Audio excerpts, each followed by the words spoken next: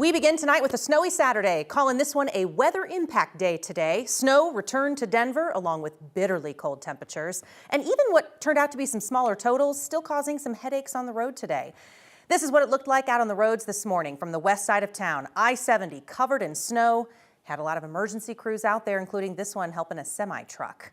We do have winter weather advisories in the mountains this weekend. There are parts of the high country that could see up to a foot of snow. You're looking live near the Eisenhower-Johnson tunnels on I-70. And of course, travel up there could be rough between the snow and all that ski traffic. Good evening. Thanks for joining us. I'm Jennifer Meckles. 9 News Weather Impact Team Meteorologist Corey Reppenhagen is joining us tonight. How'd we do today, Corey? And what are we looking at for tomorrow? Man, you know, because of the cold temperatures, the impacts to the roads began immediately when the snow started falling overnight. And it took a while with the light snow, but we got the snow totals up there to the 3 to 6 range across the Front Range foothills. So good stuff. The day's not completely over, though. We do have some winter weather advisories still in place up here in the high country here. These go until midnight tonight. So we could see another 1 to 3 inches in some parts of the high country. Even this advisory here at the base of the foothills from Chatfield up till Boulder here, that goes till midnight as well. We could see another inch or so out of these flurries that will continue until about 10 o'clock tonight. You can see on the radar picture here, we still have some light snow here all the way from Pueblo up to Cheyenne, up and down the I-25 corridor there. And that snow will continue until about 10, 11 o'clock tonight. And that's when we'll start to see it taper off into the day tomorrow. But the impacts, they're not done because of those flurries continuing till 10. The temps are going to drop down into the single digits by 10 o'clock for some of us. So the slush and the water that's on the roads will freeze tonight. So we're looking at some slick driving all the way into tomorrow morning. All right, Corey, thank you. Hopefully you didn't need to be out driving today. If you did, hopefully you got where you needed to go safely. CDOT tells us they had more than 100 plows out clearing the roads throughout the metro today.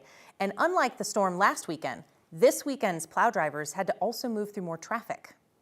I think people took a break last weekend because it was so bitter cold. They want to get out and enjoy the snow on the slopes this weekend. Plus, there are a lot of great events going on along the I-70 mountain corridor as well, too. So expect some heavy traffic when you're headed up to your favorite destination today, this weekend. And as the snow winds down tonight, plows keep working. CDOT says tomorrow really could be the better day if you have to get out and drive. All that snow led the city of Denver to open the Ruby Hill Terrain Park one day early today. 9 News reporter Evan Krugel was there. Snow was really a lot of fun for some people, less for others, Evan, but this is fun. It's a day early than they planned to open the park.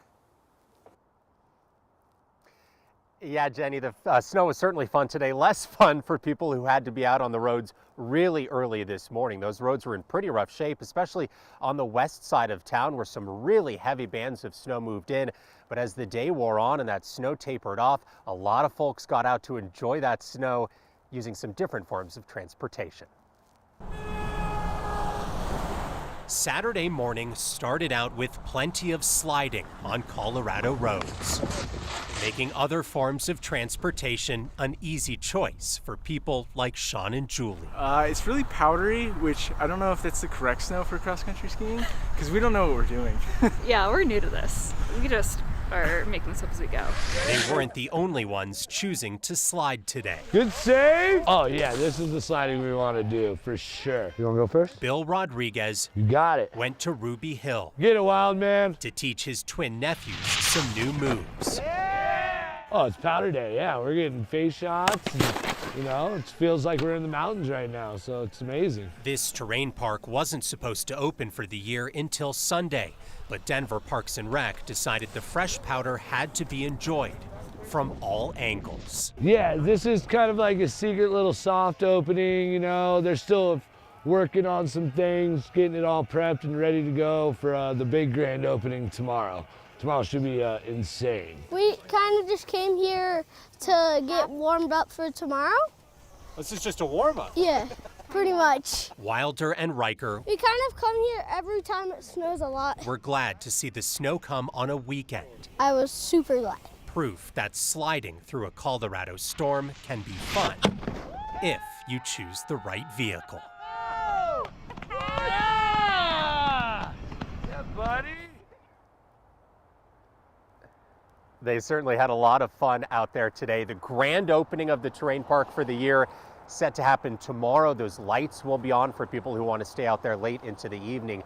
Meanwhile, a light snow does continue to fall out here tonight, but plenty of people heading out to enjoy their Saturday evenings. Jenny, the roads are in much better shape than what we saw early this morning. We're live in Denver. Evan Krugel, 9 News. All right, Evan, thanks. Please come inside and get warm. Well, now, as of 5 o'clock, the deadline has passed. Tenants only had about 2 days to get out of a Denver apartment building that had been shut down by the city for severe health hazards. That building, run by CBZ Management, the same company that owns the apartment complexes in Aurora at the center of Venezuelan gang claims. 9 News reporter Rhea Jha joins us live at the apartment complex tonight. These tenants in the Denver complex, Rhea, they got really very little notice, no real time to get packed up and get out of there by 5 o'clock tonight. Yeah, exactly. Now that everyone should be out of this building and completely moved out, they're supposed to be boarding it up sometime soon. The tenants we spoke with today said this is a blessing and a curse. On one hand, they wanted to move out of this building because the conditions were so bad, but not like this, with just 2 days to pack everything, and now they don't have any idea of where to go next. So I've been going through a roller coaster of emotions over the last 48 hours. Given just 2 days to leave, the future is uncertain for tenants at William Penn Apartments like David Buffard. And after 5 p.m., nobody is permitted in this building at all. I need to do what's best for my kids, and getting them out of here was the first step, but not like this. The city of Denver ordered tenants to vacate the CBZ Management property due to an imminent hazard to public and environmental health. Hazards David and his family are used to. It definitely was not a safe living situation here, and the property management didn't do anything to help with it. Yeah, the fridge is really struggling.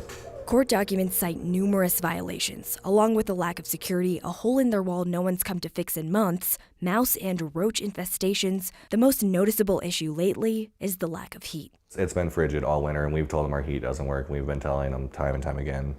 They said they tried fixing it, but that heater never worked a day since we've been here. Inside, just as cold as outside. It's cold. The city did provide tenants with movers and temporary housing for the weekend. They put us in a hotel till Monday, but they said they'll reach out on Monday. So I don't know what's going to happen after that. They're hoping the city will help, but that feeling of uncertainty is impossible to ignore. We had to uproot everything and leave, and I'm angry because they had their chances to change. They had their chances to fix things. They had their chances to make things right, but they decided not to. I want to hope for the best, but I'm expecting the worst. According to court documents, this building was placed on the city's neglected and derelict buildings list back in November, and property owners had about 30 days to submit a plan and resolve those issues, but they never did. In a statement, the city said that they will be helping tenants with those next steps, but haven't exactly specified when or what they will be doing. Reporting live in Denver, Rhea Jha, 9 News. All right, Rhea, thanks for your reporting. We'll continue to follow this story.